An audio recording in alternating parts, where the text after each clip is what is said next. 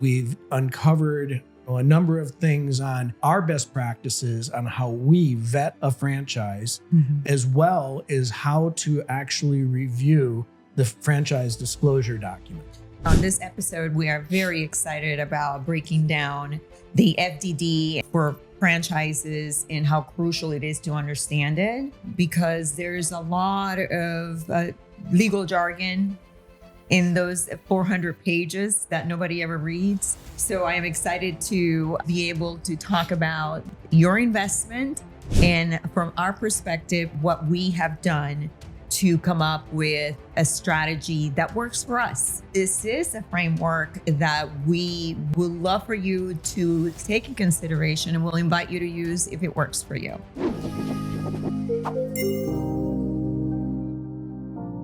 Welcome to the Trustedpreneur podcast, the show that empowers entrepreneurs to make informed and impactful decisions.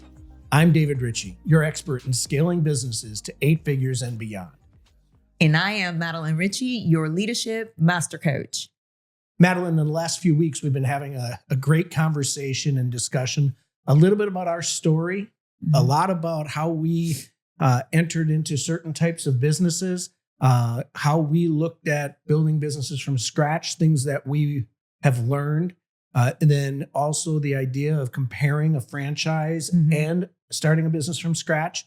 And today, our episode, I'm really excited to do this, is it's something that we have done a number of times, is that we've gone in and we've looked at a franchise and we've uncovered a number of things on our best practices on how we vet a franchise, as well as how to actually review the franchise disclosure document. Yes, and on this episode, we are very excited about breaking down the FDD and the for franchises and how crucial it is to understand it, because there's a lot of legal jargon in those 400 pages that nobody ever reads. So I am excited to be able to talk about your investment and, from our perspective, what we have done to come up with a strategy that works for us. However, this is a framework that we would love for you to take in consideration, and we'll invite you to use if it works for you. I couldn't have said it better. So today, let's start with, when we look at, hey, we're thinking it's time for us to look at another business opportunity. And you are our lead generally in that, where you're identifying things that fit within our portfolio, or we believe that at this point will fit in our portfolio. Usually, initially, it's topical, and then we start drilling down. So I know for a fact you look at about 3 or 4 things before there's even a conversation about a specific franchise. So can you help our audience understand those few things that you look at? And then we can delve a little deeper into, once we start engaging with the franchise, some additional things that we consistently look at throughout the dialogue and conversation. Yes.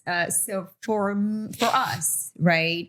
And again, you have to evaluate, where are you in your life, right? And it's important to understand what fits your lifestyle, your 5-year plan. What does that look like? So for us, I look at franchises. First and foremost, you got to hire yourself a really good consultant, a consultant that can understand who you are and what your goal is, right? So, and we do have a really, really good one that we absolutely love. And every time that there's an opportunity that comes up, and he now sends us the opportunity, so I no longer have to search for those. But at the very early stages of identifying why a franchise will make more sense, one of the first things couple of things that I do here. First, I evaluate whether I have a passion for that specific franchise or concept, right? Right. Because we've mentioned that in the past about different businesses.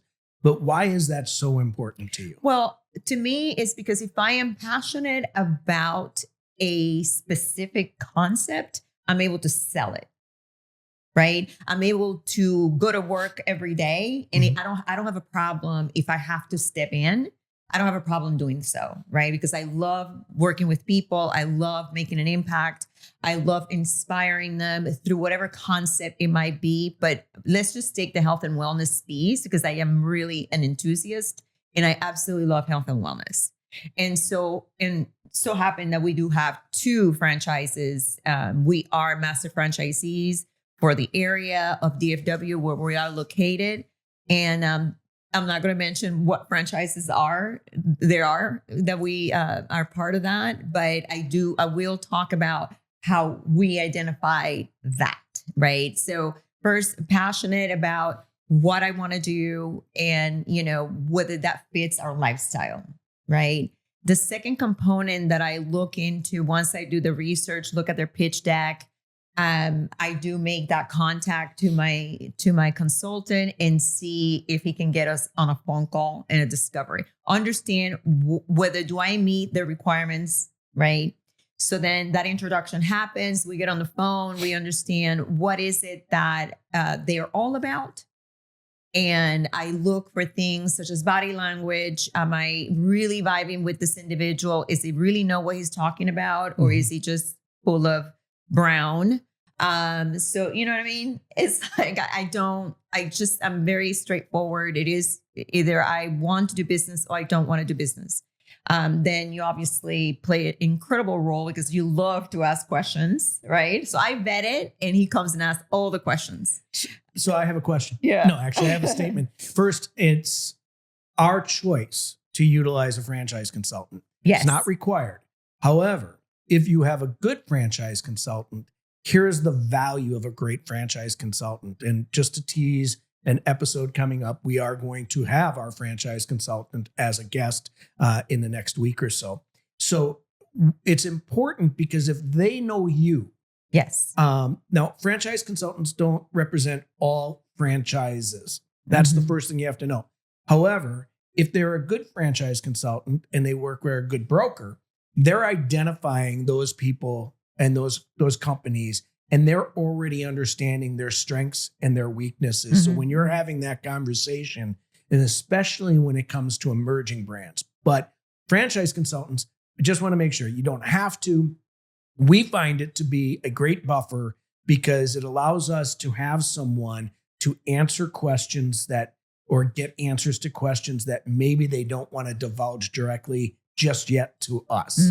The other thing that I think that you said that is so on point is that it has to align with who you are. Yeah. Because at the end of the day, a franchise is still a business that even if you're planning on whatever they want to call absentee owners, is that you still need to know the business. Yes. You still need to understand that this is, again, we're not talking about the person that's buying 100 territories right off the bat. We're talking about the person that's the typical, I'm getting into the space and I want to buy 1 to 3 territories and I'm going to grow a new lifestyle for myself. Yes. So I just want to make sure that our audience knows that a franchise consultant, not required, but we recommend. We recommend, yes. So those 2 steps that I just went over, right?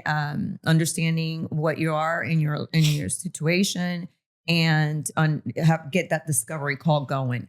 So once that discovery call, you have an opportunity to ask questions. If we feel like we're moving forward to something that we really want to continue to explore, then they'll send us the FDD. Yeah. So you're calling it a discovery call, which is great. Not to get confused with discovery day. Right. And the discovery day could be either virtual or could be in person, but that doesn't come towards the end of the process. Right. I think one of the other things, that discovery call is so important because you really start figuring out who the franchisor is without actually having a whole lot of detail yet. And I know this is that we've had some and we're like, okay, these people are they're just selling. They're not, oh my gosh. Yes. They're not just building a quality network of franchisees or business owners to be involved in. they're selling the franchise. And honestly, you can pick up that vibe, especially if you've done it more than once, right? Yeah, especially if you're dealing with an equity partner, Yes. equity firm. Which that's a whole nother discussion for another day. But because it ultimately will most likely happen, but it's usually when they're involved in the sale process. Yes. It's a very strong sell. It is. So we do look, I do look at, we look at the FDD and, and we're going to go into from here, what are the most important key points of that FDD, because it is 400 pages. Not everyone is going to read it. You could give it to an attorney and they can read it and make sense out of it. A lot of that stuff is not to keep you, to be in your best interest. I just want you to know, you have to keep in mind that you have to have the stomach to be able to, your non-negotiables, if you will. Right? Yes. And so, one of my non-negotiables, honestly, it's that the 8%. When they have, language that says it could go up to 10% without any kind of explanation, I have an issue with that. Yeah. So what Madeline's discussing is the royalty fee, and we're going to get into that. I want to go back 1 second because I think we might have said it, but I don't know if it was clear. When you start the discovery day or discovery call, you need to start picking up on a couple key things: leadership, culture, and how if the person you're speaking to is actually an employee of the franchise, how they are interacting and how they represent their brand. I will tell you that in our experiences and we've had more than 2, we've had 3 or 4 of these where we started the call and literally you could tell the culture of the organization did not fit with what we would want to see in a business. Doesn't mean it was bad. Doesn't mean it was good. It just means it didn't fit for us. Yeah. Leadership. How do they represent their leadership? The original founders of the business. What's that story? Why are they doing it? If it's, again, we say this all the time as business owners and entrepreneurs, we don't not get into business to make money. We get into the business to make money. Sure. So if we know that, set that emotional thing aside and understand really why they are doing this, right? And if they have a great story, then it's generally one that they can rally really good people around. And that brings culture. Also remember this, when you're talking to a franchise, it's critically important to understand very quickly the size of their organization. And trust me, this comes down later, and we're going to talk a little bit about an area or an item in the FDD that talks a little bit about this, but it does not actually say how they deliver it. And so you need to understand a couple of things as you're starting to explore, what are their growth plans, right? If they already have 300-400 open locations, that's a different discussion. Because they should already have that. But if it's an emerging brand and it's a brand new one, you need to understand what their hiring practices are, how they're going to get in front of the curve. Not only that, that's a great point, David, but also the launch program. Yes. That is critical. That's the marketing piece, right? And so what do they have one in place? Not everybody is going to have one. What is their capacity if they take on that particular piece, right? And so there's so many questions, but we're going to simplify today for you. What are the real key things that you have to be looking for?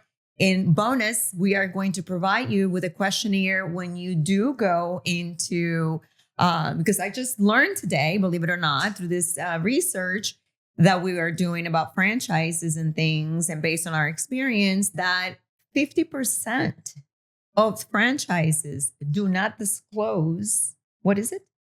Item 19. We're going to get into that. Item 19.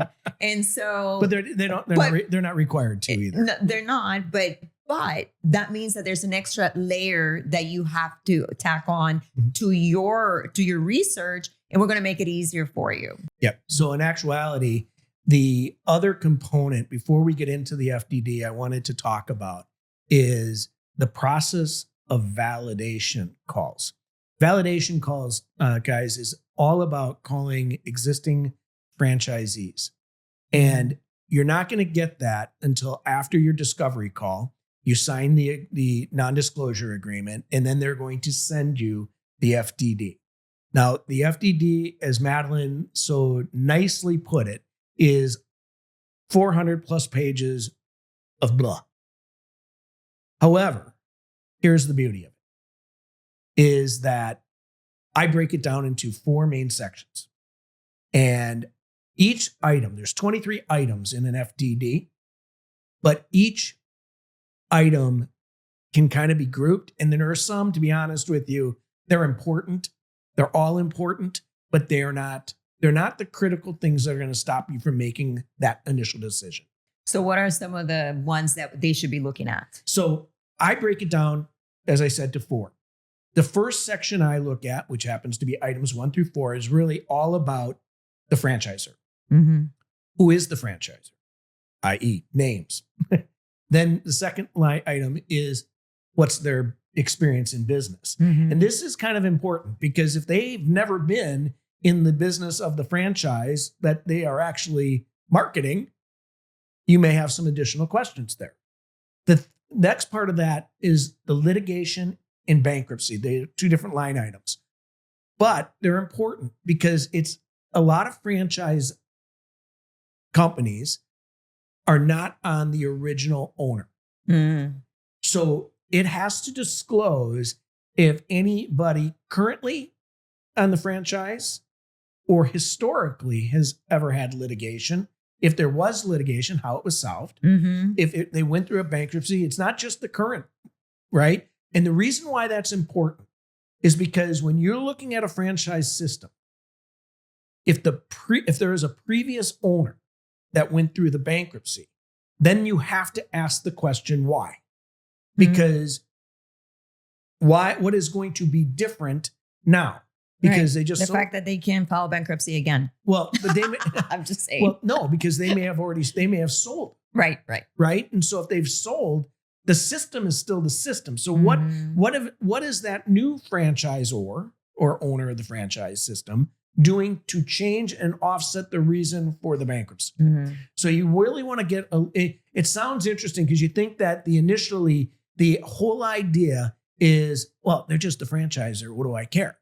Well, you do because that's also the leadership, and you learn a lot about the leadership. The second grouping, and it's interesting because I have talked to a number of people and I tell them this all the time. You have been told that item 7, which is the initial fees estimate, is critical. And I always say item 5, 6, and 7 are critical.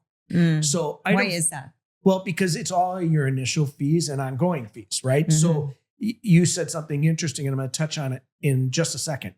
So item 5 talks about the upfront. That's your franchise fee. And you have to understand that you're going to pay a franchise fee, and whatever that is, that's your initial upfront cost. Now, there may be 1 or 2 other costs, but I've never seen anything else. I'm just saying it could be in there. So that's the first thing. The second one is what Madeline talked about, where you need to be really careful. These are your ongoing fees, your royalty fee.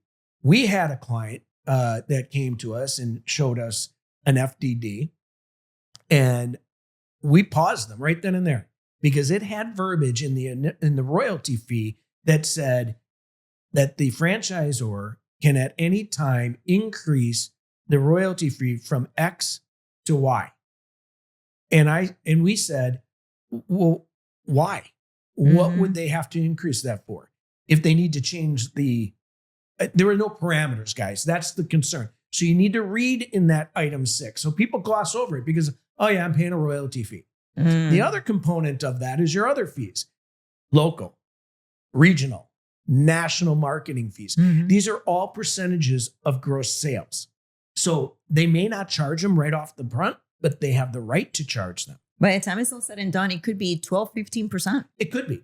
Now, of your bottom line, of your revenue, right? I mean, it's a gross too. It's off your gross revenue. So you need to pay attention to it. Doesn't mean it's wrong. It doesn't mean it's bad. It just means you need to pay attention to it. Right. Now, item 7. I have to tell you guys, this is an area that in our space, we have had so many conversations about item 7 because it is what they estimate. Keyword, estimate. Your cost to get a location up and running and sustainable, usually for about 90 days. Meaning that if you had no other revenue coming in, that you could sustain the business for at least the first 90 days. Sure. And it's basically just what they're saying is this is what they recommend for reserves. You don't have to have it, but they recommend it. And if they're recommending it, you should probably have it. Now, understand A, it was an estimate. B, this is generally, it always is historical data. So what they do is they give you a low and they give you a high. Mm-hmm. Sometimes they give you a middle. Yeah, they do. Sometimes. But here's the thing. The low may be low because they're projecting a lower market or somebody came in and that's what they spent when they, and especially on emerging brands, right? Or the one that's most underestimated is leasehold improvements. Or in today's market, rents, because every market is different. Yes. Right? So you have some markets right now that you could be paying $30 a square foot. You have other markets, you could be paying $50 a square foot. They're on top triple net. So you need to understand your market when you're looking at this. But the leasehold improvements is really the one that most people get caught up on.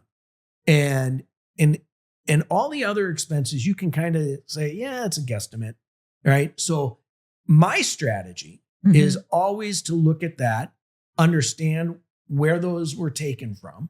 And that's a question you should ask. How did you assess the initial costs? Where was it? Because you can have somebody with a really low initial leasehold improvement, and that's because they personally are a GC and they could be doing that work themselves. We had within one of our areas where the husband actually was a GC. And they brought in, and I'm like, okay, well, that's not real. But they do put that into they have to disclose it. Yeah, yes. they disclose it, and that's what brings the averages down. Correct. Right. And so people gravitate. They gravitate towards the low, and the low is not a realistic number, y'all. It really isn't. It isn't. And now in some cases, it depends. The low might be driven by the size of the location you're building. That is true. But I think that most importantly, my technique when I look at it is I always look at the high because I figure that that's probably more realistic. And then when you're doing that, though, you have to understand this is the number you should be using when you're talking about financing. So to that point, David, what is a strategy that they can go by that it almost is a safe way of doing it, right? What percentage do you tack on to whatever? See, Madeline knows me very well. Yeah. And so I don't just use the high. I add 25% to the high. And do you do that across the board on everything that they tell you? I just take their bottom line and I add 25%, and then I back into where I think that 25% would be. Do you have a pro forma for that specific, for something like that? I do. Each system will have its own structure, but there is a basic concept of a formula that you can use in a pro forma. And I think it's important that people, first of all, the franchisor is probably not going to give you a pro forma. Okay, just understand that they may give you a skeleton, but they're not going to put any numbers in it. The only thing they may put in there is the franchise fee and the royalties. It's about the only thing they'll put in.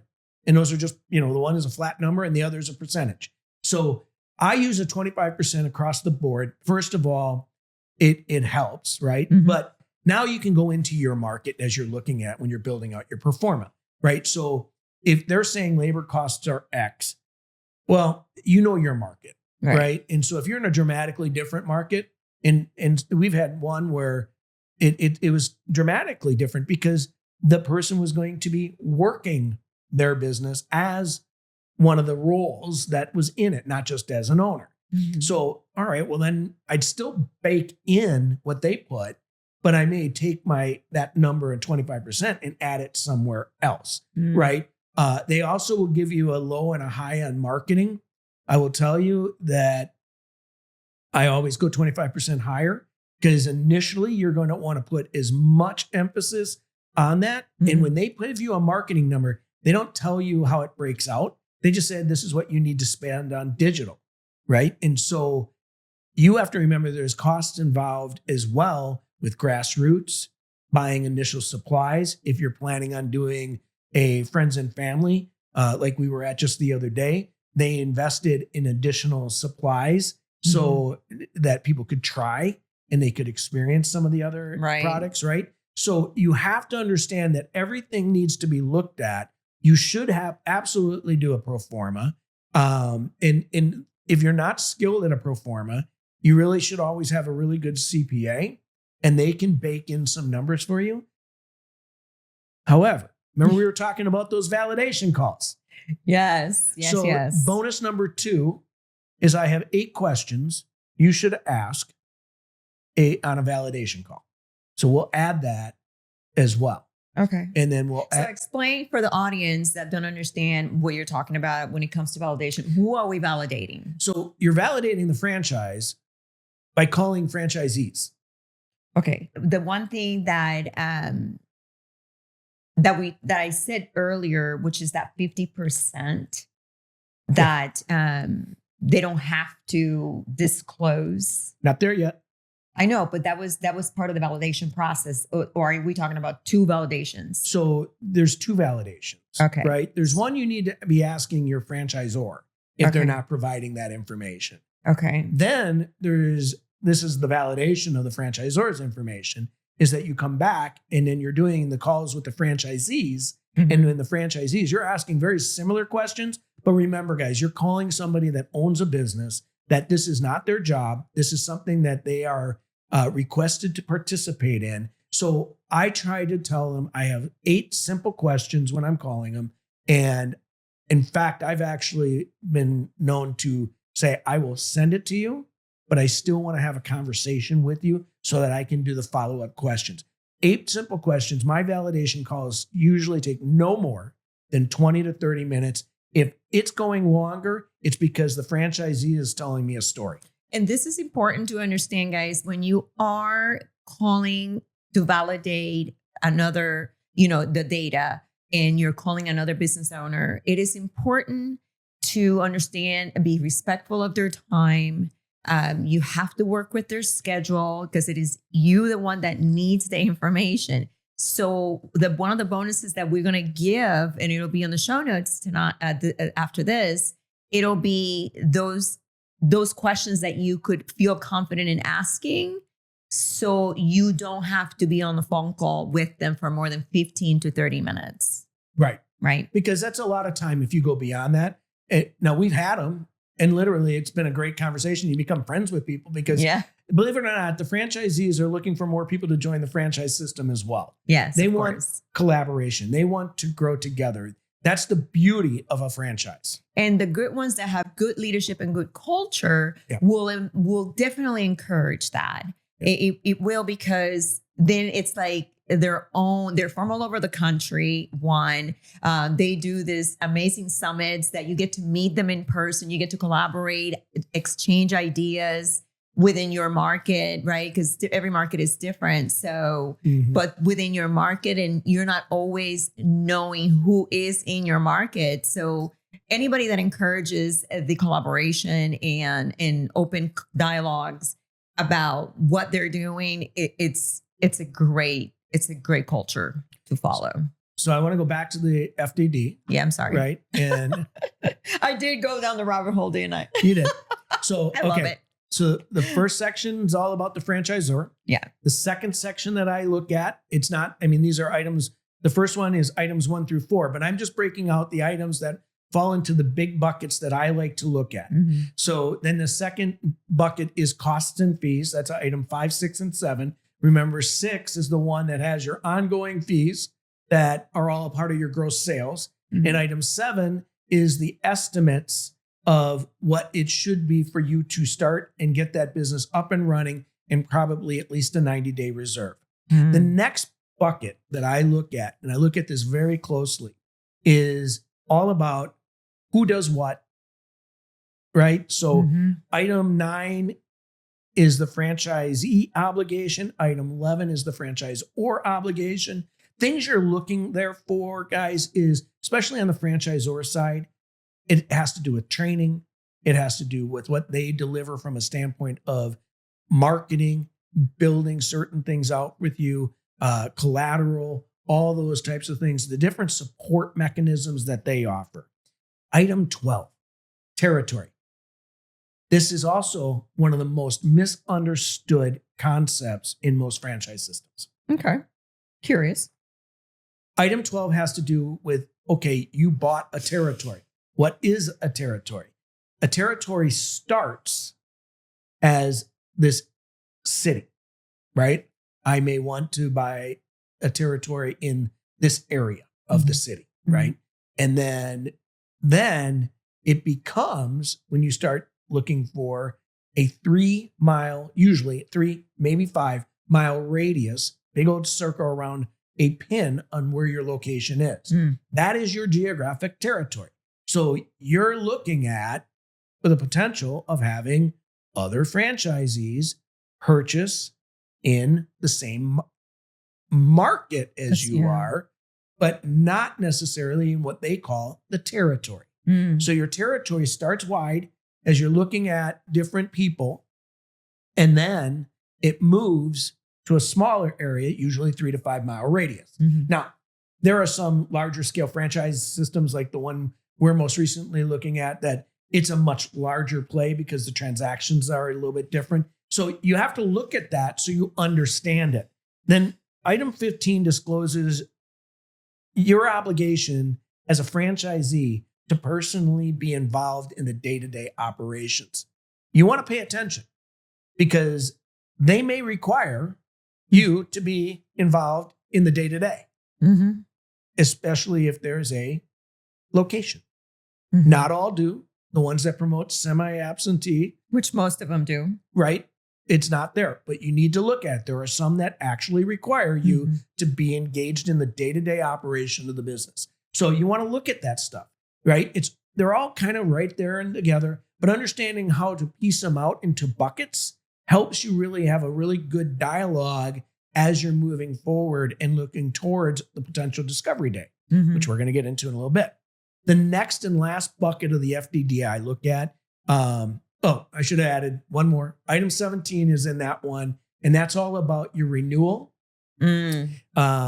termination, transfer, and dispute resolution.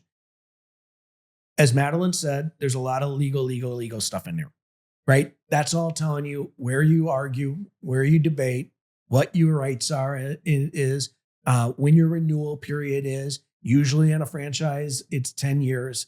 Some are less, some are more. But what you really want to know is how if you decide that franchise system isn't working for you, how do you terminate? What your responsibilities? What are you accountable for? If you want to transfer, what fees are involved? You want to know that, not that you're projecting that that's going to happen, but it's just good business sense to know. Yeah. Because if you're buying multiple territories, you may be offered by somebody else, hey, you guys are really doing well. I might want to buy you. Okay, well, what's that process, right? And if by chance you have a dispute, then you should know how to do it. Well, well-informed, decisions, especially when financial decisions are, they're involved, you have to know, you have to read everything, right? But not the 400 pages.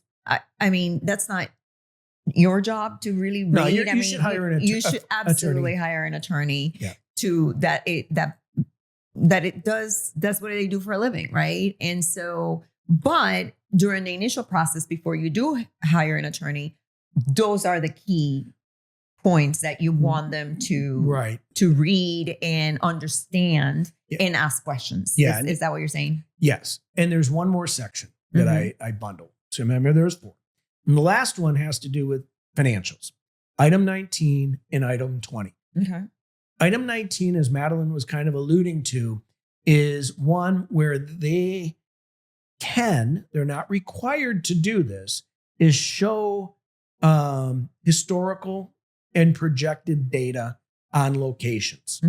Okay, so what you usually see is on a good FDD, they'll have their corporate locations identified. They'll have any franchisee locations that are open that they're using, and here's how long, this is what they did from this point to this point. If it's an emerging brand, you may see only 6 months of data on some of these locations, but it gives you an idea. Here's what their cost of goods sold have been. Here's what their revenues have been. Here's, things that you need to know. Item 19 is really, really important. However, it's not required. Now, if it's not required and they don't provide it, however, it's best practice to provide it, you need to really ask some good questions. And that's why I said the other component would be the questions you can ask them. Right. Okay. So the other area is item 20. Now, item 20 is all about how many locations they have. It's a bunch of numbers. It's nothing critical, but it does kind of say what's in the hopper for them. So, for example, if they have 10 locations currently, it'll show those. It'll show which, when they kind of opened. And then they'll have this projection that we project 5 more in this year or 10 more in this year. And so that's important to know, because if they have no interest, that's something you have to be concerned about, because that means something's going wrong within the process.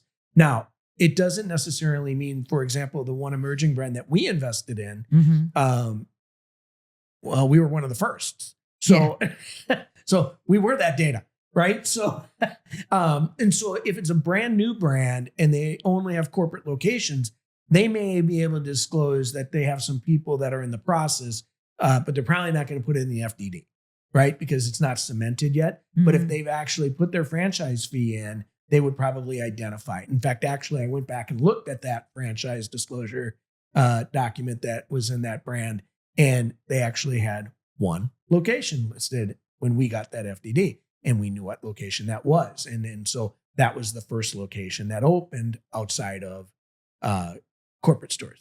So it's not a good, bad thing. It's just telling you what's happening and to the best of their ability.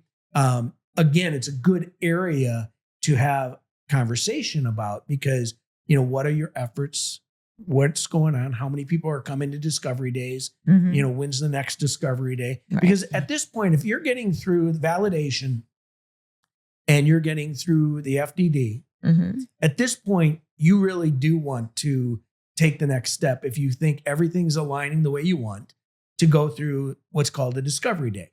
And you said something really interesting, because I couldn't agree with you more. It happened more when the pandemic hit, is that franchisors started doing virtual discovery days. Yeah. You can still do the traditional on-site discovery day where you go to their corporate offices. However, I'm going to caution you on the virtuals, because the virtuals, you don't get everything. Also, here's what I look for. If they don't have a corporate office, you have to be somewhat concerned on how they're managing resources. True story. We dealt with one. We did a virtual. It was during the pandemic, to be fair. It was. But they didn't have a corporate office. They did not have a corporate office. So there was no time, and it's not that the work can't be done that way, but collaboration in franchising is huge. And not knowing what one arm is doing and the other doesn't mean you can't have remote work days and things like that. But look for things that might cause concern, right? Because to this day, that franchise system still does not run out of a corporate office. I know. And you can see that in the level of consistency and how they're managing different things. Yes, leadership. Right? Leadership. Culture. They don't have a culture. Right, because everybody's fragmented, exactly. Right? So, the discovery day is really important, and it can be a great experience. And I know this, when we've gone to discovery days, we go in with an extremely open mind. We sit, we listen, we ask good questions, but most importantly, you get to experience the business. Yes. From all sides, right? Now, if you have a franchise that you're going into that there's a location in your market already, well, then you should go experience it there as well. It's part of the validation process. Right. But if they don't have one in your area, then probably the only place you're going to actually experience is on a discovery day. And it can make or break a business decision. Yeah, you said something really interesting. We didn't have the opportunity to have either or in our area because they were both emerging franchises. But that going into a franchise that you're interested in purchasing, incognito, if you will, and see how it's run is a true statement of how everything is done. Yep.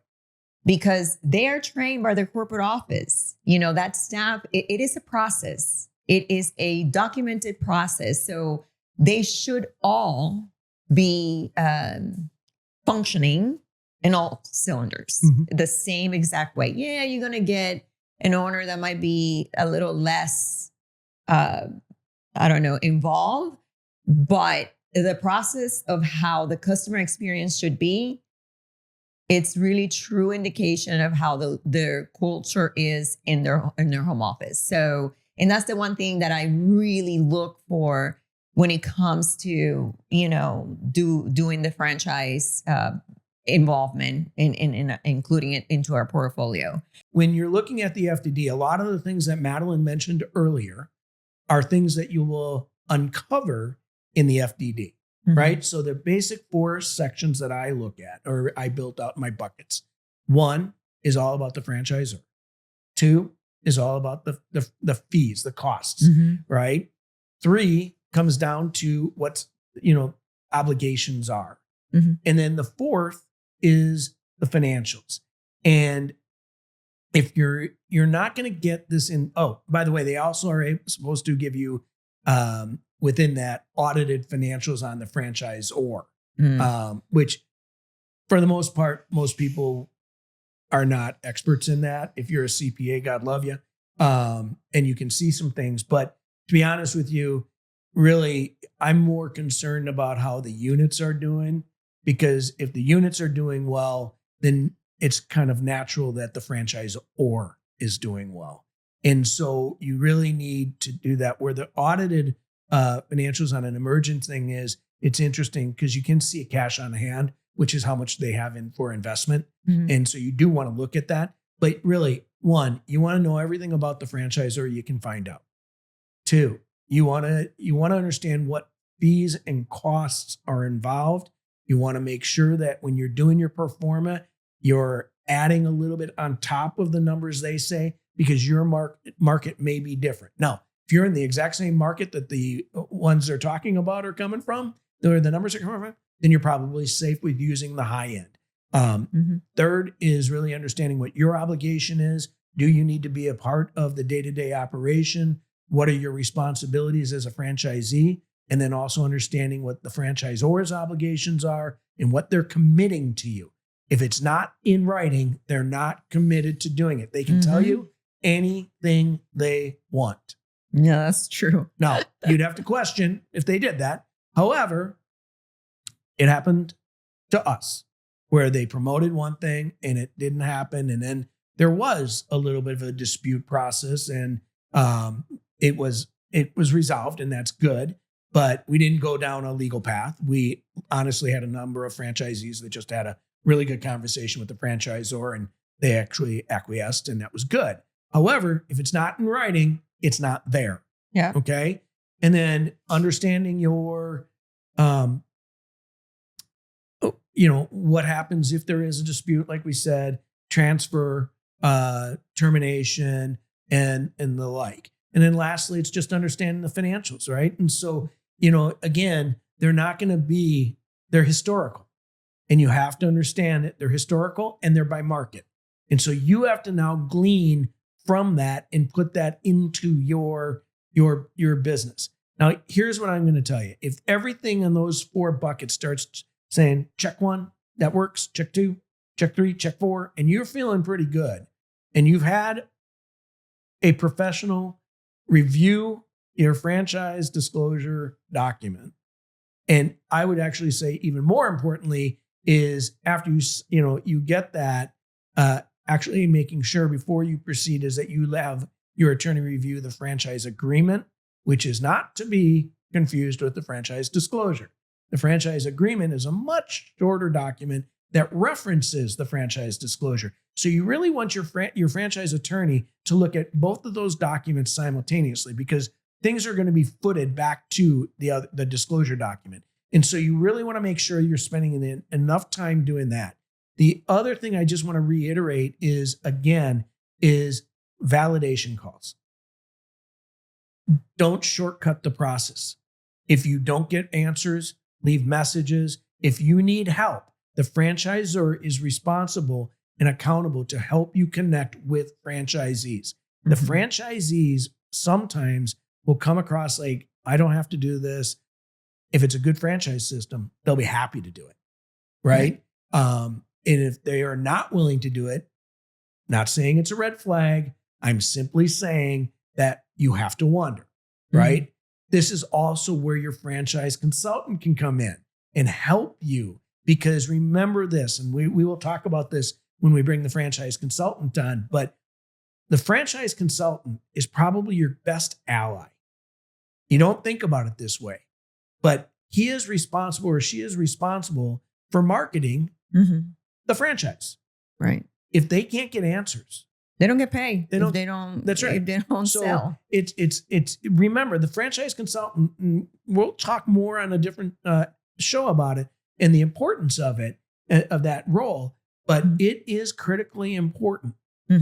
Yep. And just to recap, the FDD is a comprehensive document that helps you make smart financial decisions, right? And it is an investment. The key sections, as David discussed, are the key ones that you would want to look at in the initial stages. And the key takeaway here, guys, is to consult your franchise attorney and a franchise advisor before you make a final decision. It is understanding and getting legal representation so you can make a good decision for your investment. So anything else that you want to let the viewers know?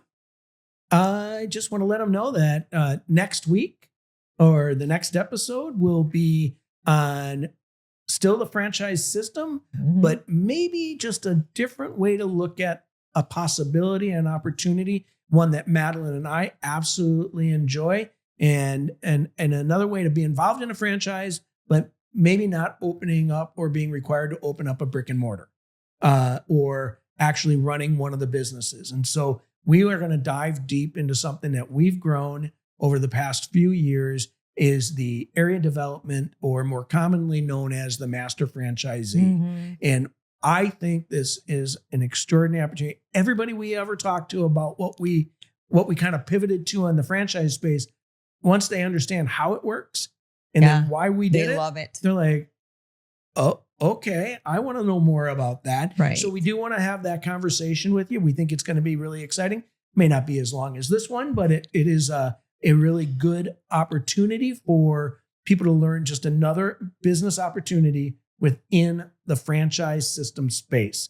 Other than that, we are super excited to, as always, have you with us. We want to let you know that you can reach out to us. What we always want to do is be able to set the stage to answer a question.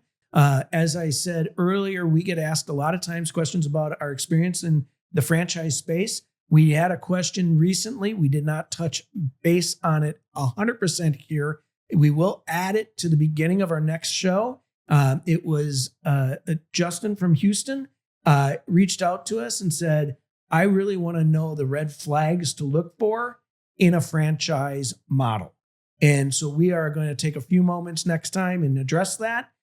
If you have any experiences that you want to share with us, drop it in one of the message in whatever platform you check out our show on. If you want to email it directly to us, you can email it to questions@trustedpreneurs.com. And we will certainly respond and answer to those. And if it's one that we think will add value to the masses, we will actually probably make a show out of it. And then lastly, Madeline, I just want to let them know that if they want to like the content, they can subscribe. If they know someone that is interested in our type of content, please refer them to us and have them tune in. And the last thing I'd like to ask everybody is if they have any experiences with an FDD that they would like to share, they can share it on social media and just tag us at Trustedpreneurs, and we will try to converse with you on that too, or just do it on our Instagram or one of our respective Facebook pages. Yes. In the meantime, thank you so much for joining Trustedpreneurs, where we help you be impactful and lead with integrity. Thank you. Bye, guys.